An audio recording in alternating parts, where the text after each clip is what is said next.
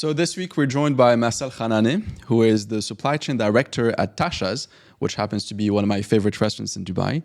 Marcel, you've built quite a reputation for yourself. You are known as a cost killer in the industry, and I've heard several people mention this to me.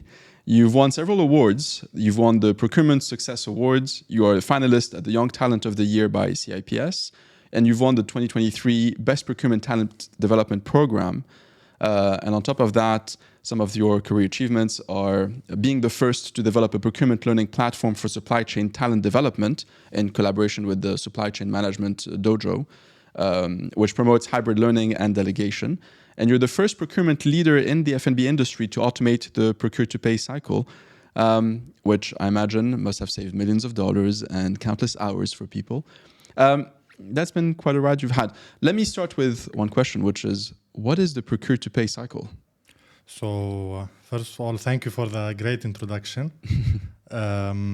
So Procure-to-Pay cycle, basically, it's automating the procurement process from point A to Z by minimizing all the manual inputs, accelerating the process as much as possible, providing a more clear set of data and dashboards and analytics to the stakeholders and the leaders within the organization, or if it's a restaurant owner, the restaurant owners, to make better decisions. And eventually this ends up having higher profit margins. You understand what's the consumer's preferences, and as a department overall, when you automate that, so it starts from stage one. You create the PO through the system, then automatically it syncs into an invoice. From invoice, it goes to the inventory, and then from the inventory, based on the ledgers or whatever, we don't want to go deeply into the accounting and financial terms, but in simple language, then it goes to the accounts department. They can review and reconcile the invoices with the supplier's statements, and then push it into the payment cycles and pay the suppliers. So here, at least you cut 70% of the process time, which brings efficiency to the company.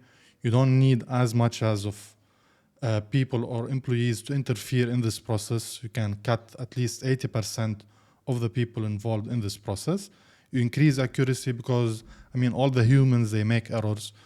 There'll be a small minor input here or there or a wrong calculation, but when it's automated through softwares, it's always minimized. And then you pay the suppliers on time. So this brings you leverage. It shows your professionalism and accuracy, and brings overall a better performance and efficiency to the department. And it can be done not only through one software. In the market, there are more than one software, so you can have a designated procurement software, then inventory software, then an ERP or a one software. Then you can integrate them all together so they speak the same language. It sounds like a complex operation. Do you think, first of all, are restaurants up to date when it comes to their procure-to-pay cycle? Is it as modern as how you're describing it to be? And if not, why do you think it's not the case? I think in theory, it sounds easy, but to put it into practice and to actualize it, it's the most complex part.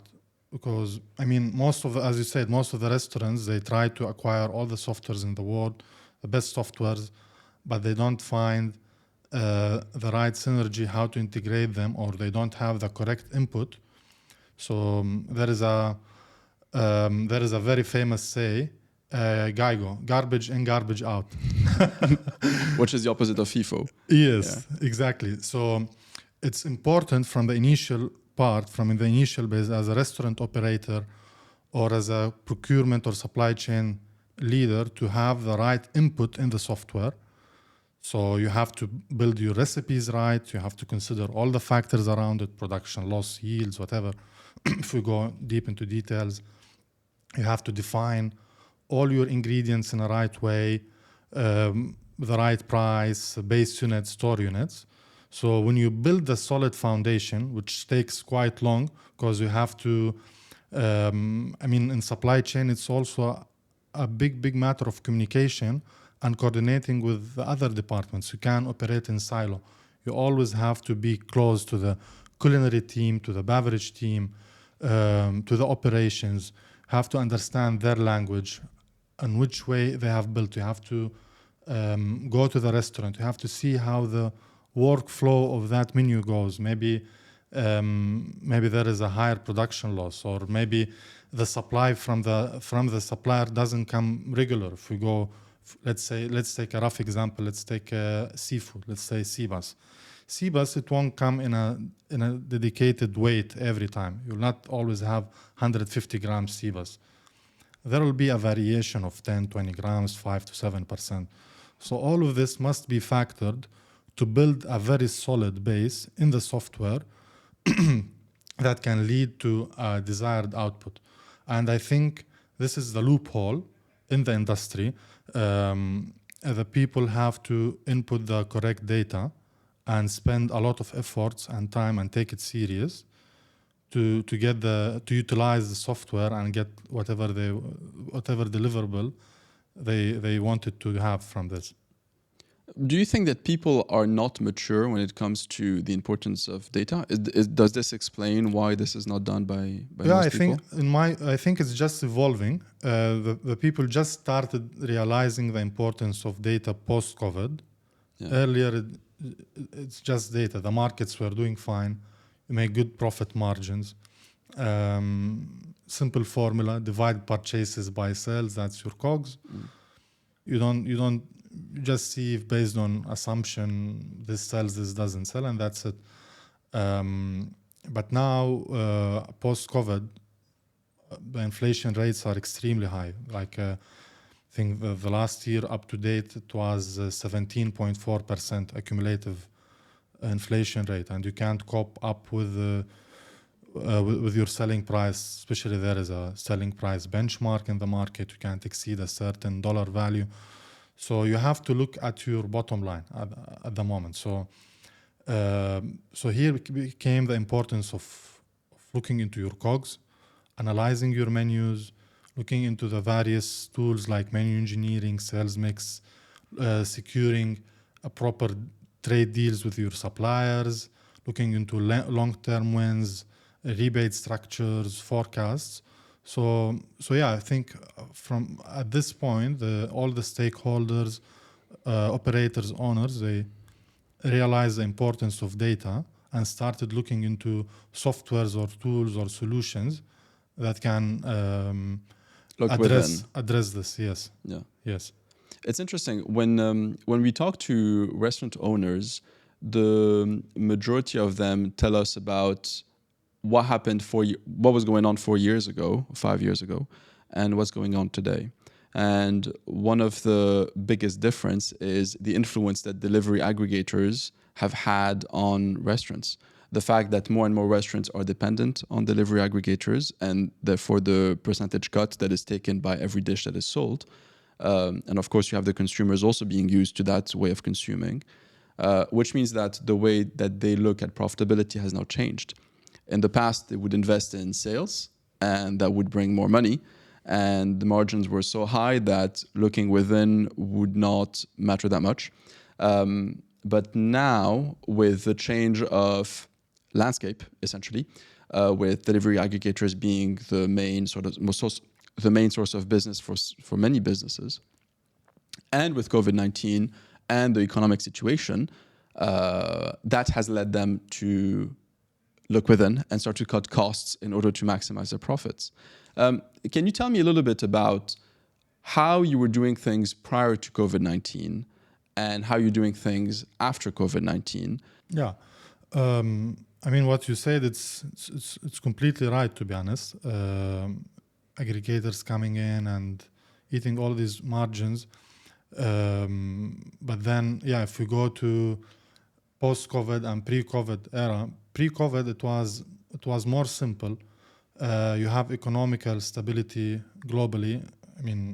If we say overall or collectively, We are depending a lot on the quantitative analysis. Quantitative, it's based on historical data, time series, because all your data metrics were stable. You can rely on them. I mean, you just consider 7% growth factor or seasonality factors or whatever. But I mean, you are able to rely on the historical or the time series data. Yeah.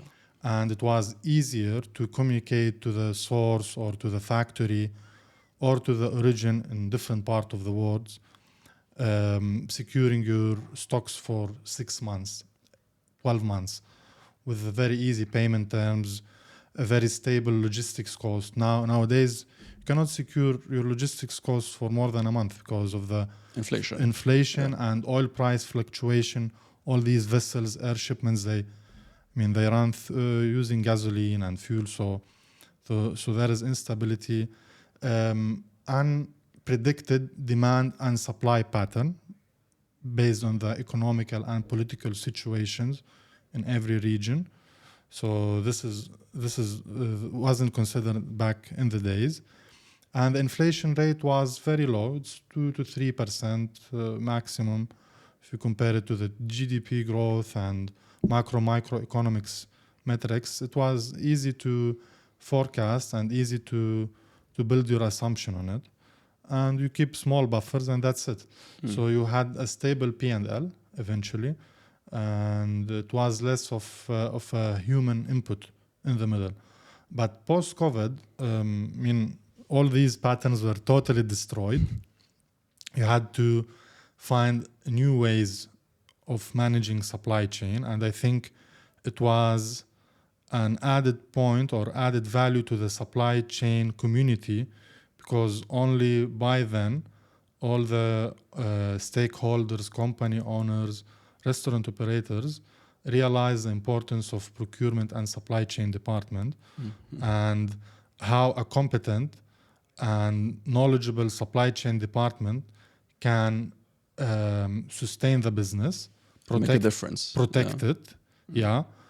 make a difference, and maximize your bottom line. So main two objectives were maximizing bottom line and secure a consistent supply. But post-COVID, you had to go through many challenges, and you had to adapt a lot of things in between to get this deliverables. So most important was to rely on qualitative forecast, not quantitative. Qualitative is where, in our language, we say it as a sigma factor, which based on operations expectations, market demands, marketing factors, and Pestle and 2-3 other tools. So you had to do a more thorough exercise. Every morning you have to read the markets. You have to see what's the harvest of mustard situation in France, what's the fertilizer prices, how did impact the prices in US and Australian market, because all the kettles, cows, lamb, they need fertilizers, and from fertilizers you grow corn and you grow. So the market is linked. It's something as no one can operate without the other. It's a closed cycle. So once the impact hits one component, eventually it hits you. But as a restaurant operator, as the end of product that we procure, we don't get impacted first. So that's an added advantage. So when you read the market, you see there is a trouble coming. It will only impact you ideally after 3 to 6 months. So you can build your forecast and you can anticipate ahead of time. And then it was important to communicate to all the suppliers and factories across the globe, especially for the main or 80-20 products. 80-20 is a very effective tool where you put 80% of your focus on what matters. And it's always common that 20% of the products or 20% of the highly deliverable, valuable products or services, they come out of it. So yeah, that's the thing. So you have to read the markets, you have to communicate to all your suppliers, secure trade deals, book all your shipments in advance. Then when it comes to the restaurant itself, you have to have all the technology and the tools to run your business analytics properly, see your sales mix, menu engineering, see what sells, what doesn't, what has. Maybe some products will sell a lot, but they have high costs. So here you have to run a thorough exercise to see what product you can replace. Maybe you can reduce the portion. Maybe you can represent it in a different way. So there is a lot of hard work needs to be put. It's interesting because you've introduced concepts that I wasn't aware of. The constant analysis of the market is something that I wasn't aware of in terms of the responsibilities of a supply chain manager or director. Can you tell me a little bit about, given how complex this position is and how important it is in restaurants, can you tell me a little bit about what kind of person succeeds in such a complicated role? It takes a lot of hard work, to be honest. And you have to build a very competent skill set. You have to learn, you have to study, always see what's new in the market, all the tech tools, business analytics tools. You have to read the markets, you have to be good in math, you have to be a great communicator to your team and to the other departments with the company. You have to understand the stakeholder and the owner's expectations to find the perfect blend and the perfect match for the expectation. And then afterwards, you have to find the most effective, cost-effective, and consistent and quickest channel how to bring this from the source to your place. And then you have to be consistent in terms of doing this every day. Every day you have to analyze the market. You have to check your warehouse. You have to check your inventories in the shops. You have to train your team. I think training your team and delegation is one of the effective tools that I have realized lately, because it's been always in my mindset to be a one-man show, but it's impossible once you grow and you scale and you have a lot of regions and a lot of restaurants or entities to look after. So to create different versions of yourself is important to get things achieved. So I think there is a big role and big thanks to the teams who support the supply chain leader. Can you tell me a little bit about, so on a more concrete level, for people who are listening to us and want to apply your routine or your way of working, what does a typical day look like for you? What are the things that you do on a very regular basis to stay on top of your work? What are some of the tools that you use to keep track of everything that's happening? Okay. So it's important to start very early in the morning as a supply chain leader. Give us an hour. Yeah, 7 a.m.? so I wake up 5 a.m. 5 a.m., Yeah, okay. I go for my boxing session. Then most of the days I head straight to the restaurants. You have to check your teams on the ground. You have always to be hands-on. The supply chain team or the chefs, the kitchen? The kitchen, storekeepers, purchasers, have to be always close to them. You have to consider that they think in a different way. They have culinary and beverage background, and you have to find the perfect common ground so they can realize the importance of these numbers, importance why you need to receive properly, why you need to check the weight, why you need to return this. They need to know what's the impact, what's the bigger picture. Because, take it on yourself. If I tell you,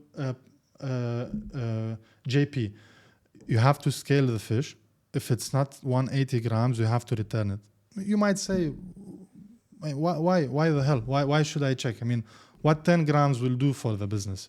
But if you show him that this impacts the recipe, this impacts the bottom line, have to make sure it's a consistent produce. We have a promise for the customers, for our loyal customers, that we get a consistent a dish for 10, 12 years.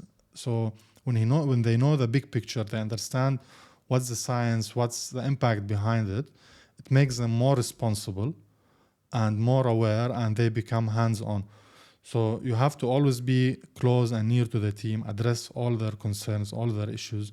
After I finish, I head to the office, or I sit in any calm place. I run through the markets, I analyze them, then I go through my emails. How do you do that? How do you analyze the market? You open Bloomberg or? Bloomberg, there are 3-4 other tools. There are softwares that can generate data for you. You can, there are more than 10 to 25 reliable resources that you can rely on. And lately there are a lot of ERP tools and inventory tools that have built-in AI-based analytics systems that I'm exploring at the moment. And I think they'll be the new trend in the future if they do it right. Need to test them. You analyze the markets, then you catch up with your team in the head office. You see what they are lacking in. They need any support, advice, track the progress of all the projects, see if there is any issues at the moment. Then I run through all the reports, analytics. I build all my reports, see if there is any action to be done. Then I finish my emails. Of course, as a supply chain, I think most of the people agree with me. You get at least 150 to 200 emails every day, requests from stakeholders, from suppliers. And then the last part of the day, usually I dedicate it for Zoom meetings, for one-on-one meetings with suppliers. Yeah, so... What are some of the key metrics that you track in your reports or in your performance? So if we speak about F&B products specifically, most important is to track your COGS. You have to get live data COGS tracker because it's important to take an action immediately on the spot. It helps a lot, to be honest. You track your menu engineering report, sales mix, spend analysis, and many other waste analysis. Yeah, so these are important to run on day-to-day basis. See the description between the POs, discrepancies and the invoices, make sure that the automation cycles are running properly. Yeah, so these are the key elements that you have to look at. Amazing. What would you say? So a lot of our listeners are people who are looking to get into the restaurant business or have already launched their restaurant operations. And very often they are very small teams operating on a standalone single location restaurant. What would you tell them? What advice would you give them in terms of the basics that they need to nail, so to perfect, in order for their operations to run quite smoothly when they don't have the budget, when they don't have 5 people working around them, when they don't have the time that a dedicated supply chain manager might have to talk to everyone and handle all of these relationships? Hey guys, JP here from Supy, the sponsor of this podcast. Supy is the data-driven inventory management platform designed to help restaurants of all sizes cut costs and boost profits. We do this with a series of integrated back-of-house modules, which include procurement, menu and recipes engineering, invoices and settlements, data and analytics, and of course, inventory management. At Supy, we know that upgrading your back of house can be overwhelming, which is why we're also providing a series of professional services, which include regular data entry, such as invoices or wastage, but also back of house consulting services to help you get going on the right foot. Visit Supy's website, supy.io, for more information. Okay. I think the most important fact starts from, action starts from day one. They have to engineer their menu in a smart way. They have to study the market. They have to see the availability, the consistency of the produce, secure the correct trade deals with these suppliers. Especially when you are small, it's better to consolidate, have the economy of scale. So you would have how many suppliers ideally? Depends on the menu and on the restaurant. So if we say small restaurant operators with maybe 10 menu items to 15 menu items, they should not have more than 5 primary suppliers, 2, 3 for backup, and that's it. So they have the economy of scale. They can get better price. they can build they can personalize the relationship with that vendor owner, so they get the best customer service. If they need, obviously these small stores, they have limited storage capacity, they don't have central warehouses, might need a second, a third delivery, so they won't need to run and buy a backup product from the supermarket with double the price. So they build a strong relationship with the supplier. So even if they need a second, a third delivery, he will accommodate them for the same price. They get proper discount when they consolidate. They secure contracts for 6 months or 1 year, so they make sure that their GPs, gross profits and profit margins are stable within that period. And then they build their menu around it. And they are so focused, so there are less opportunity to have any leaks or loopholes. And then very important from day one, and it's something to not compromise on. Many new restaurant operators, they compromise on adapting the best technology tool or a software. I think it's more important than having maybe a nice interior or Really? Yeah, it's much more important, because this builds you a sustainable, profitable business for the longest period possible if you stay consistent. Because having the right technology and the right tool, you can get a lot of data insights, you can track all your spends, all your sales, analyze them. You can see if there is any, it might be theft or improper usage of the product. Maybe you are selling some products on loss without realizing. Maybe there is opportunity to upsell a specific product with low cost that can maximize your profit margins. So yeah, I think that's the most two important tools. Yeah, I think it's key to also say that it's not just about the tool, but it's also about the entire educating your staff to use the tool, and also ensuring the consistency in using the tool properly. correct. A lot of the use case that we see, I think people expect for the tool to do the job for them. You can have the most complex, nuanced, advanced software in the world, but if you don't apply yourself, then that software is not going to give you the right insights. So aside from choosing the best software, I think it's also important to mention that you are going to dedicate so much time in educating your staff and staying on top of everything, that the investment you're making is not just purchasing the software, but the time you're dedicating to that software also. Of course, especially in the beginning. So as we mentioned earlier, garbage in, garbage out. So you have to. that's a very important thing. Yeah, I think you have to invest a lot of time, resources, training on perfecting the input in your tools or softwares. Then you run for a month or two. You see, of course, there is error and correction phase. Then once it's automated, it's like any other thing in the world.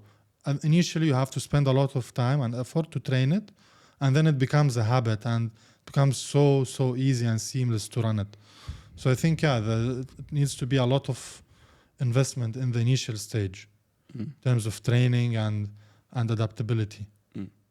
You've spoken about building a relationship with suppliers. What is it that people don't understand about building a relationship with a supplier? I think the most, one of the biggest mistakes, the restaurant operators or procurement departments, they consider suppliers as as they always have to serve them, and it's their obligation to deliver the tools because they are paying for them. But you have to think the other way around. You have always to put yourself in their shoes. Not always, but most of the times. You have to consider all the factors that they have as well. You have to provide them with a proper forecast. You of course you negotiate for the best price, but you have to get the best price for value. So you don't squeeze them to the level where they start compromising on the quality, or sending you short expiry product, or playing with with the ice percentage or whatever. So you have to reach to the optimal level, or the equilibrium point we call it, where it's a win-win situation. You get the best deal that makes your profits perfect, and the supplier, he also can sustain for the longest period. And then you have to it's always good to have contracts between you and suppliers to make sure you accommodate the mutual agreement. You consume all the stocks that you booked. You don't change the supplier in a blink. You have to give them a proper notice. So you have to deal with them with respect, and it always comes back in most of the cases. Mm-hmm. Of course, there are cases where there are unreliable suppliers or inconsistent, but yeah, if it's a mutual respect relationship where both parties are considerable, it can impact very well on the business. Mm-hmm. You've spoken about finding the equilibrium between the right price and the right quality. How do you ensure a consistent quality and consistency when you're leading several locations within your restaurant? What are the challenges that come with it, and how do you overcome that when you have to deal with so many suppliers? And I think it's very complicated, and you cannot achieve 100% for sure all the times. It might come to 100% in some occasions, but how this happens? First, you have to communicate with the supplier. He has to visit the restaurant. He has to see the product. He has to know what's your objective and what's the deliverable or your expectations. Then you open a tender. Basically, you get 3, 4, 5 suppliers. You create a challenging environment between them. You get the samples. You make sure this is the right product for you. You sign it off. Then you check on the source from the origin if they can accommodate your demand 365 days a year. Some products is seasonal, 6 months from a particular source and 6 months from a different part of the world based on the seasonality factors. And then you lock this into agreements. Mm-hmm. So the supplier will be obliged to deliver you a consistent product all year long based on the pattern that was pre-decided. And this way you make sure up to 95% that you get a consistent produce. Interesting.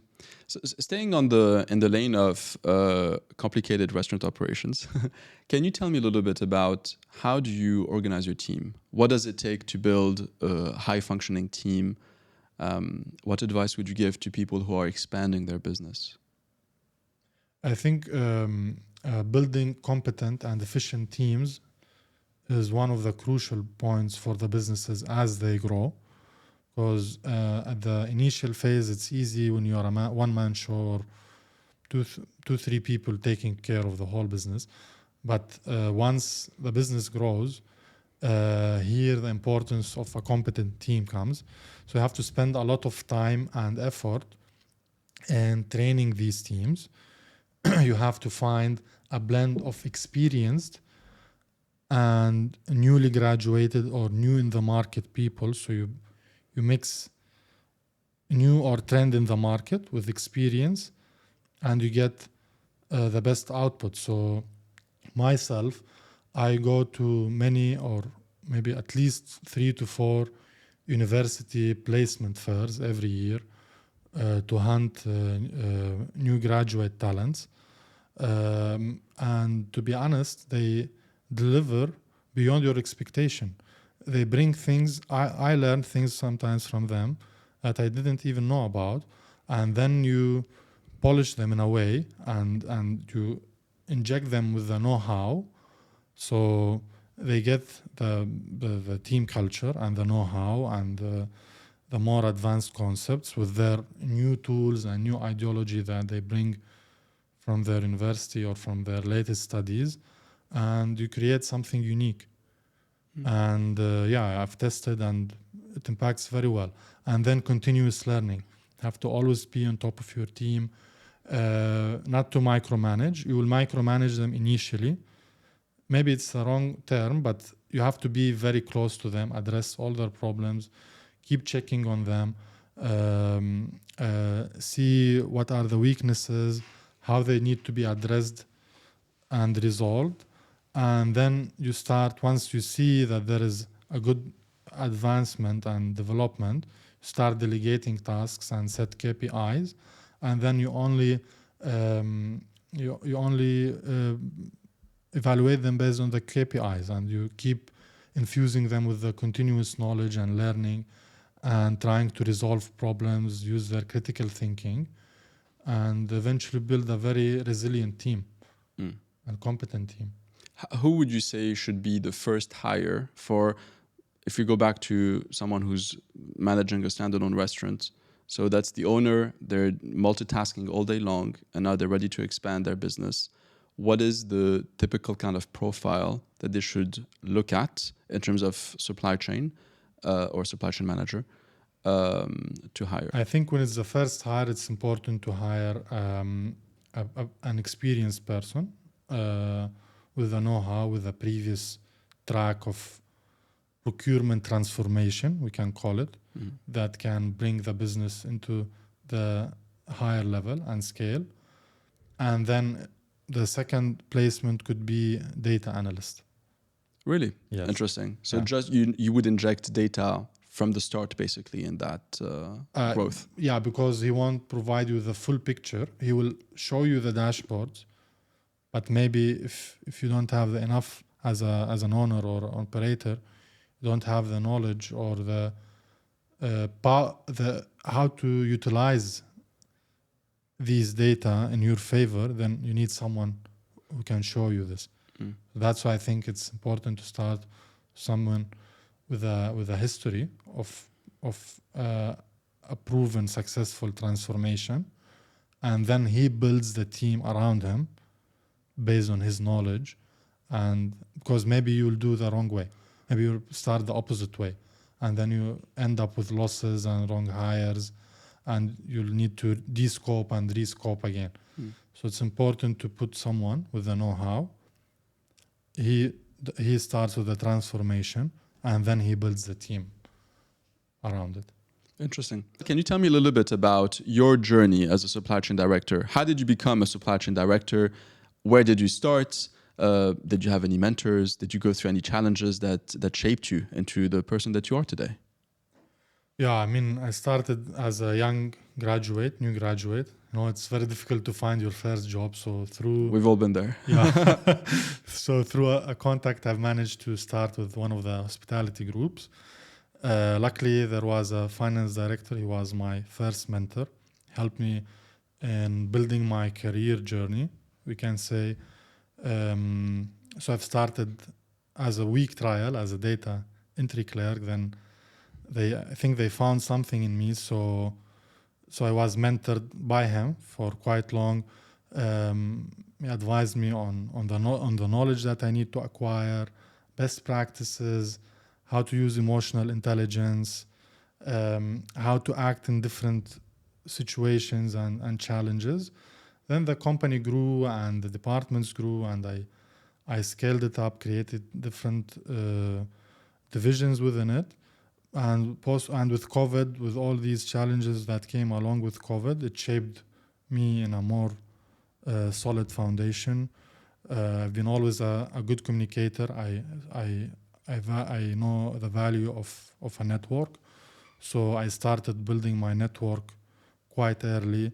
That helped me in advancing in a quicker way, make faster steps. And yeah, it takes a lot of dedication, consistency, hard work, and learning, especially for supply chain.